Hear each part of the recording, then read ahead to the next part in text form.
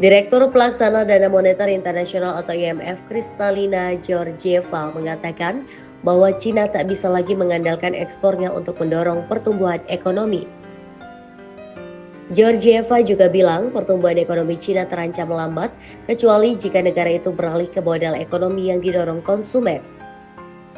Dalam sebuah wawancara dengan Reuters, Georgieva mengatakan pertumbuhan ekonomi Cina dapat turun di bawah 4% dalam jangka menengah jika tetap berada di jalurnya saat ini.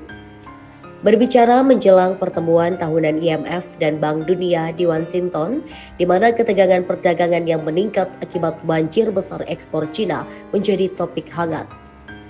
Georgieva mengatakan penelitian IMF menunjukkan bahwa Cina dapat tumbuh pada kecepatan yang jauh lebih tinggi jika membuat perubahan untuk memberi konsumennya keyakinan untuk membelanjakan lebih banyak.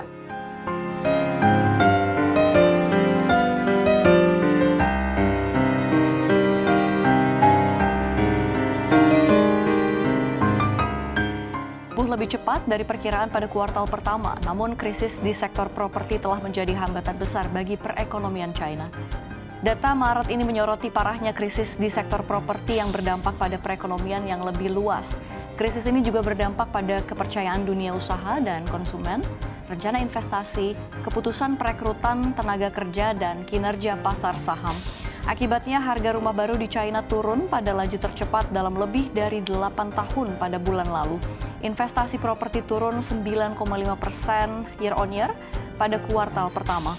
Angka ini memperdalam kemerosotannya setelah penurunan 9,0% pada bulan Januari hingga Februari. Penjualan pun anjlok 23,7% dibandingkan dengan penurunan 20,5% dalam 2 bulan pertama tahun ini.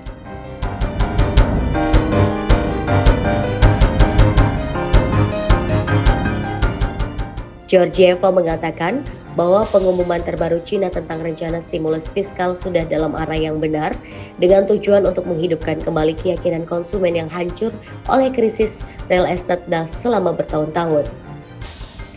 Kurangnya permintaan domestik Cina telah mengalihkan lebih banyak hasil manufaktur Cina ke ekspor yang menyebabkan AS, Eropa, dan negara-negara lain menaikkan hambatan tarif untuk melindungi pekerja dan perusahaan mereka di sektor-sektor seperti kendaraan listrik. Calon presiden dari Partai Republik Donald Trump telah berjanji untuk mengenakan tarif sebesar 60% atau lebih pada impor dari Cina dan 10% pada impor dari negara lain. Georgieva mengatakan IMF masih menilai sejauh mana langkah-langkah terbaru Cina akan berlaku, tetapi menambahkan bahwa reformasi yang lebih mendalam diperlukan untuk mengubah ekonomi Cina menjadi ekonomi yang dipimpin oleh konsumsi.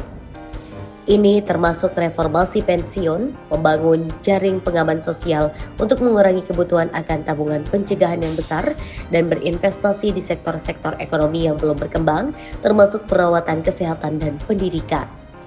Ketika ditanya tentang komentar terbaru dari seorang pejabat Departemen Keuangan AS bahwa IMF terlalu sopan dalam hal menekan Cina pada kebijakan industri dan kebijakan nilai tukar, Georgieva tidak setuju dengan mengatakan bahwa IMF telah lama menyerukan reformasi subsidi di Cina dan perlunya menempatkan perusahaan milik negara dan perusahaan swasta pada posisi yang setara.